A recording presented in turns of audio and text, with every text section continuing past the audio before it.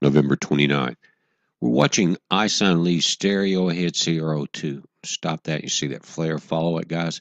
It's going to be the last images that we get. You see that as it passes out of the camera? It's fanning bright and wide, and I want to show you some pictures there.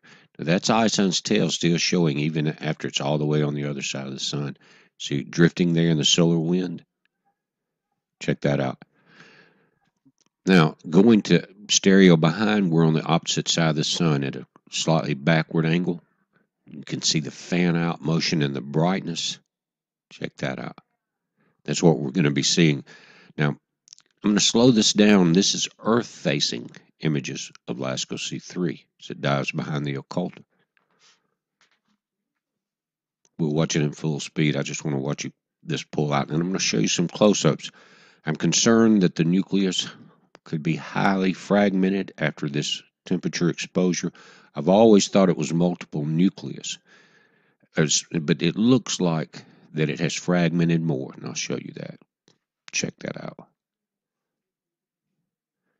Now, this is a close-up and bringing the colors down to where we can just see the main section. But guys, it looks like a handful of gravel. It looks ragged, and there's pieces that are not part of the back star background that are starting to separate. And I'll show you, this has happened before, and Hubble has captured these images before.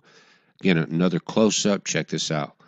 That's fragments that you're looking at here from ISON, again, right behind it. And it looks like, again, a handful of gravel at this point. And when you see that, one of the things that can happen is because of all that pressure, they can start to separate. And I'll show you. Again, we'll watch it rise up.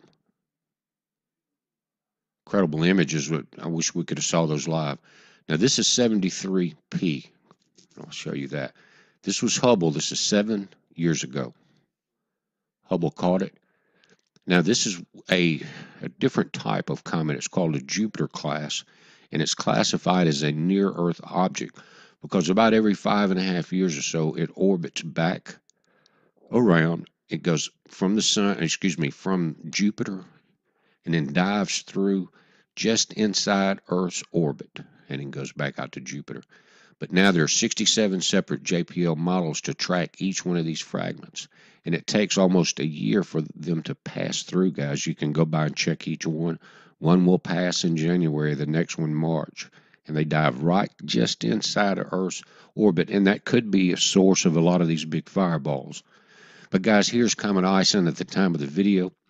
And as you zoom it up, you see that it's not right beside the sun. If you're trying to look at the sun, remember, on stereo A and B and LASCO, it's much higher than that. You see this? Now, if you're going to try to get any images of it, it's going to, each morning, you're going to have a greater chance, and I'll show you why.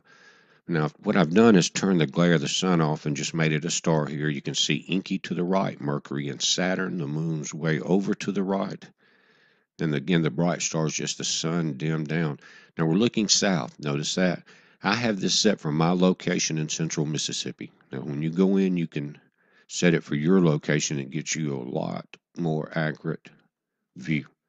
Now, that gray line that you see, I have turned off the Earth. And what that does is allow you to see below the horizon as if there was no ground. And as it's going around, you can see the sun, ISON, inky's below it, Mercury. It's just where the Earth is rotating. And I'll show you in the morning as this comes around.